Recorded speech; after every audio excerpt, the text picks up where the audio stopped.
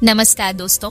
तो आपका फिर से स्वागत है हमारे YouTube चैनल पर। तो दोस्तों, क्या हुआ जब डीएम साहिबा महाकुंभ में स्नान करने पहुंची, इसी दौरान वहां पर डीएम साहिबा का तलाकशुदा पति नागा साधु बनकर भीख मांग रहा था। इसके बाद डीएम मैडम ने जो किया उसे सुनकर आपके भी पसीने छूट जाएंगे। दोस्तों, यह घटना है मध्य प्रदेश के उज्जैन शहर की थी, जहाँ पर एक मध्यम वर्गीय परिवार में एक बेटी का जन्म होता है। परिवार में पहले भी बहुत सारी लड़कियां जन्मी हुई थी और वापस से एक और लड़की का जन्म हो जाता है। तो लड़की के माता पिता और दादा दादी सभी मायूस हो जाते हैं और दुखी रहते हैं। सभी को बेटा चाहिए होता है, लेकिन बेटी के जन्म होने पर सभी खुश होने के बजाय दुखी नजर आ रहे थे। इसके बाद समय आगे बढ़ता है। बच्ची का नाम रानी रखा जाता है और रानी के पिता का नाम दिनेश और उसकी माँ का नाम राम कन्या था। रानी बचपन से ही पढ़ाई में बहुत तेज थी। वह उज्जैन के ही सरकारी स्कूल में पढ़ाई करती थी और हमेशा सबसे ज्यादा नंबर लाकर पास हुआ करती थी।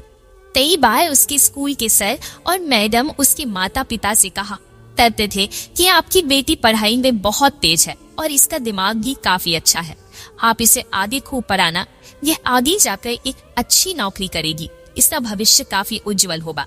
लेकिन उसके पिता हमेशा कहते थे कि यह तो एक लड़की है, इसे क्या आगे पढ़ाना या पढ़ लिख कर क्या करेगी, इसको तो ससुराल जाकर चूल्हा ही संभालना पड़ेगा, इसलिए इसे पढ़ाने की कोई जरूरत नहीं है।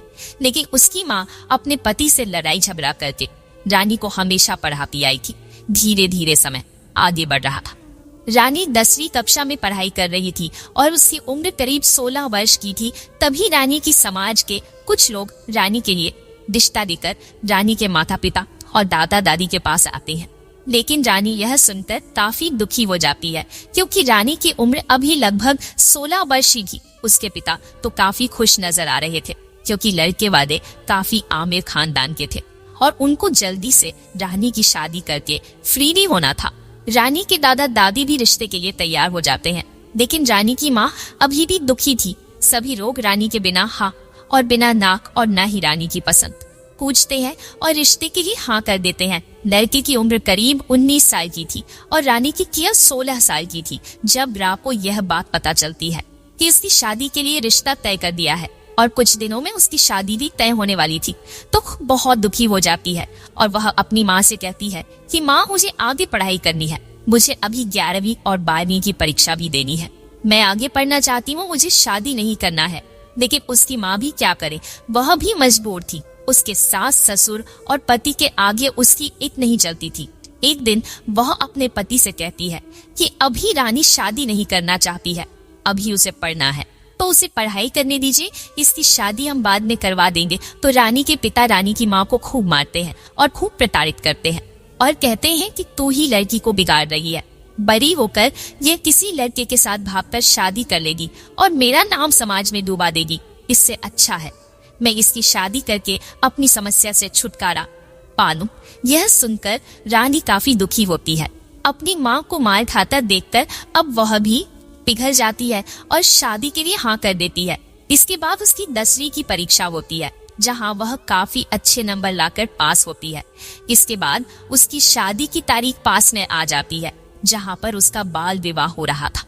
ना चाहते हुए भी यह शादी उसे करना पड़ रही थी। शादी के अगले दिन वह अपने पति से बात करने की कोशिश करती है, लेकिन उसका पति रानी को आंख उठाकर भी नहीं देखता है और न ही उसकी करीब जाता है। शादी होने के पश्चात भी दोनों में केवल दूरियां ही थी। रानी उसके सास ससुर और घर के अन्य लोगों की सेवा करती थी। वह सुबह जल्दी उठकर खाना बनाती थी, घर की साफ सफाई करती थी और उसके सास ससुर धीरे धीरे समय के साथ साथ उससे प्रताड़ित करने लग गए थे। आए दिन उसको ताने मारते थे और उससे बहुत सारा काम भी करवाते थे। रही कसी कसर अब धीरे धीरे उसका पति भी पूरी करने लग गया था। उसका पति भी आए दिन उससे परेशान कर रहा था। वह रात्रि में शराब पी कर आता और बिना किसी बात के रानी को मारता था, पीटता था। रानी धीरे धीरे बहुत ज्यादा परेशान हो रही थी। एक दिन वह अपने माता पिता के यहाँ जाती है, जहाँ पर वह अपनी माँ और अपने पिता को अपने साथ हो रहे अत्याचार के बारे में बताती है। तो उसके पिता उसका साथ नहीं देते हैं और कहते हैं जैसा तेरे सास ससुर बोले तू वैसा ही कर और तू अपने पति से ज्यादा झगड़े मत की। तर ऐसा बोलकर वह रानी को अपने ससुराल वापस भेज देते हैं। अब ना ही उसके पिता उसकी सहायता करते हैं और ना ही इसके पक्ष में कोई बोलता है। ससुराल उसका पूरी तरह से नरक बन चुका था। एक दिन रानी की मुलाकात उसकी सहेली से होती है। उसकी सहेली कहती है कि तेरा रिजल्ट आ गया है 10वीं का और तूने पूरे बोर्ड में सबसे ज्यादा नंबर लाकर टॉप किया है। यह सुनकर रानी खुश तो होती है लेकिन मायूस भी होती है और वह अपनी दोस्त के सामने फूट फूट कर रोने लग जाती है। उसकी दोस्त शिवानी रानी से पूछती है, क्या हुआ, पूरे जिले में टॉप किया है, पूरे प्रदेश में टॉप किया है, फिर तू रो क्यों रही है? तो रानी अपनी तो आप बीती बताती है और कहती है कि मुझे तो आगे पढ़ाई करनी है और मुझे एक बड़ा अफसर बनना है, लेकिन मेरे ससुराल वाले मुझे बहुत प्रताड़ित करते हैं, मुझसे खूब काम करवाते हैं और मेरा पति मुझे रोज रात में खूब मारता है, खूब मेरी पिटाई करता है। यह सुनकर शिवानी भी रोने लग जाती है और कहती तू है कि तू कब तक इस नरक में रहेंगी, एक न एक दिन तो तुझे इससे बाहर आना ही पड़ेगा, वरना तू ऐसे जीजी कर हर दिन मर जाएगी, एक दिन तुझे हार्ट अटैक आ जाएगा। इससे अच्छा है तो आगे की पढ़ाई जारी रख, 11वीं की परीक्षा दे और आगे तू 12वीं भी कर और आगे जाकर एक बड़े अफसर बन। तू अगर ऐसे ही नरक में रहेंगी तो तेरी पूरी जिंदगी तू कैसे बिताएगी? शिवानी रानी का काफी उत्साह बढ़ाती है। आखिर क्या हुआ तेरे उन सपनों का? इसके बाद रानी काफी गहरी सोच में पड़ जाती है। थोड़ा समय आगे बढ़ता है लेकिन शिवानी की बातें रानी के दिमाग में धर कर जाती है। इसके बाद रानी के दिमाग में कई तरह के विचार आते हैं और एक दिन रानी अपने ससुराल को छोड़कर भागने का ठान लेती है।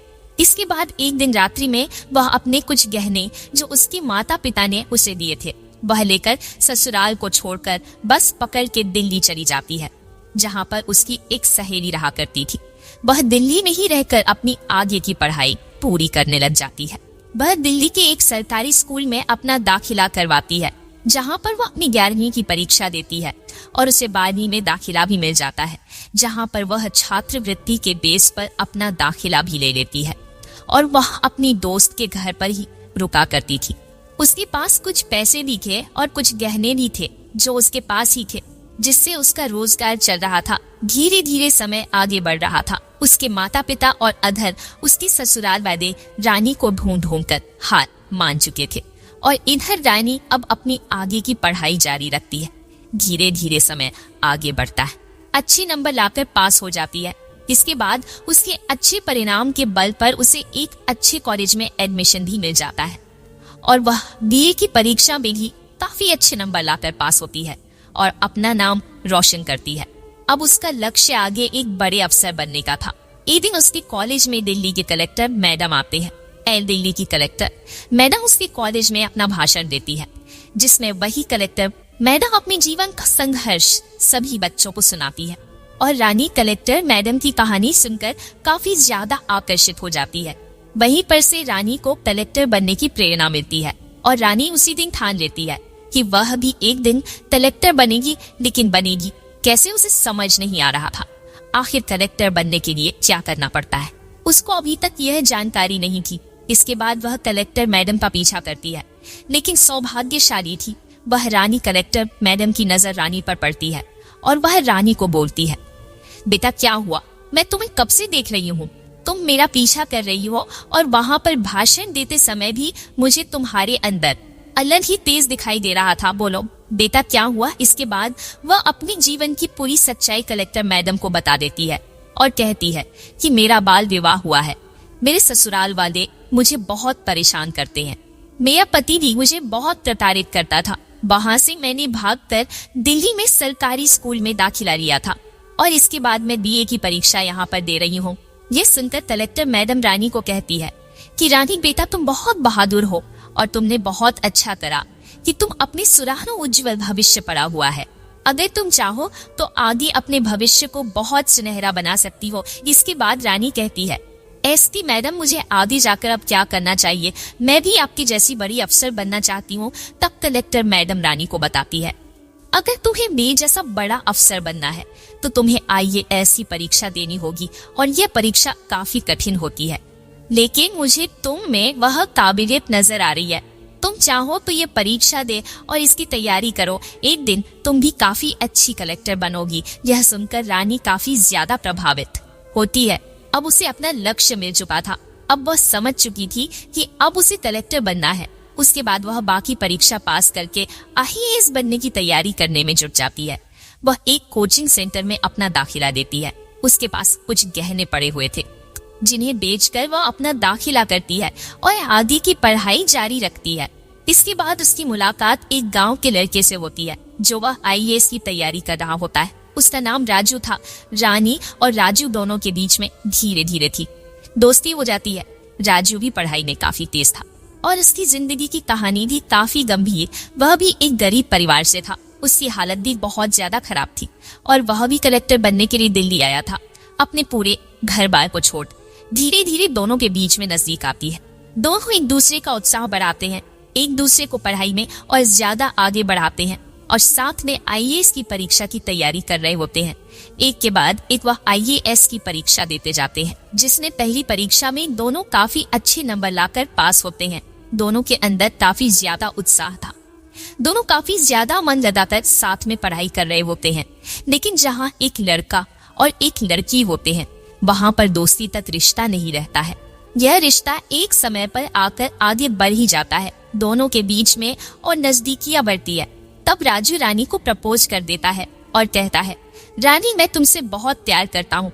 लेकिन रानी भी मन ही मंजू से प्यार तो करती थी, लेकिन वह चाहकर ही राजू को हाँ नहीं बोल पा रही थी क्योंकि उसका लक्ष्य भी कुछ और था और उसका पति अभी भी जिंदा था। रानी राजू से कहती है कि मेरा बाल विवाह हो चुका है और मैं एक शादीशुदा हूँ।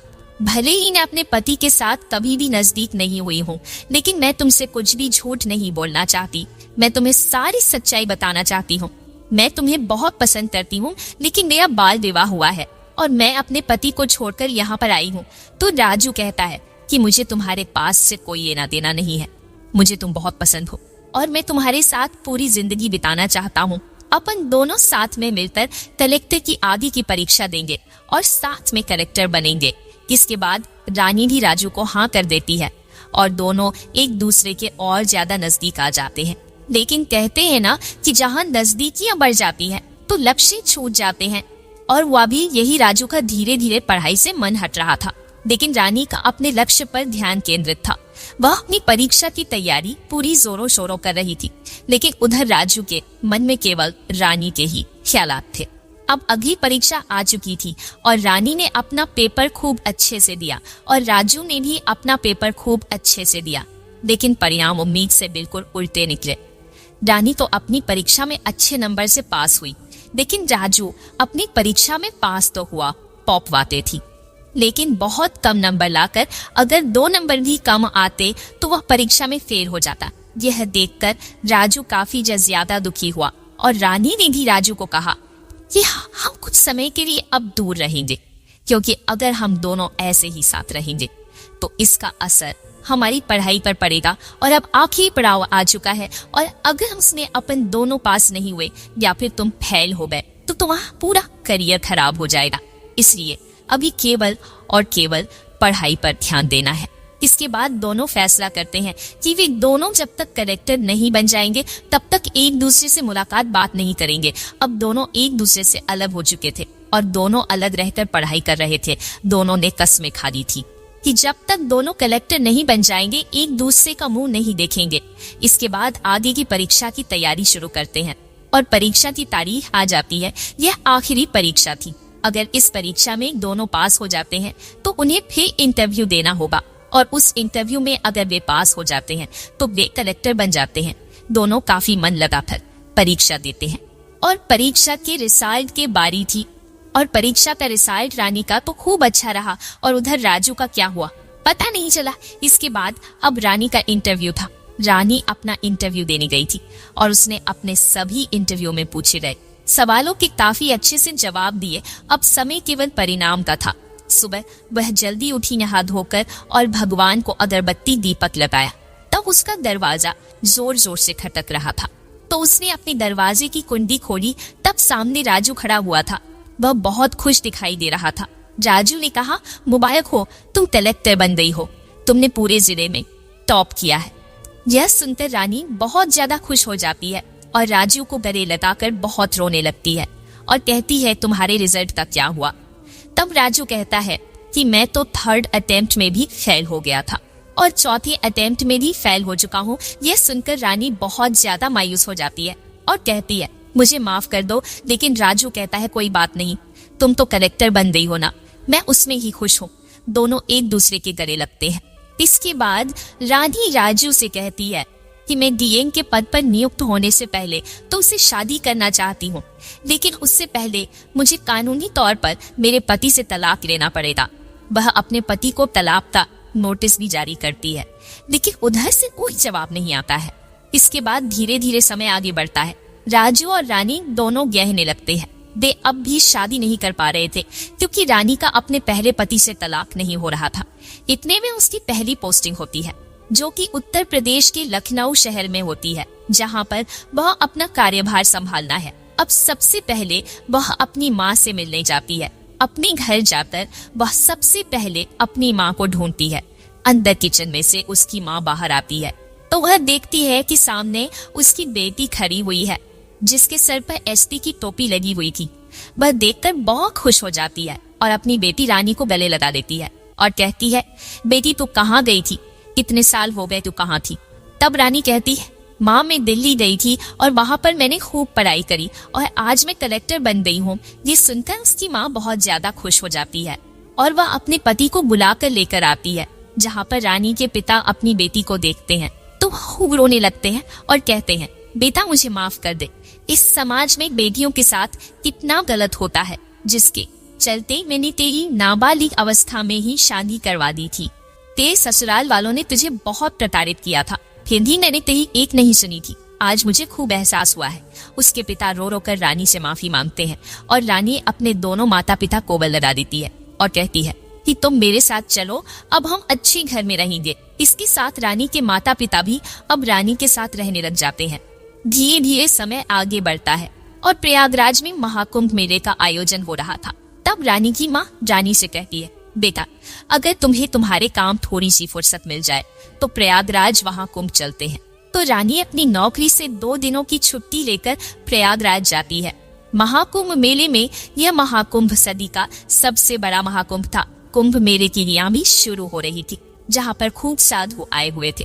कई सारे चमत्कारिक साधु भी आए हुए थे।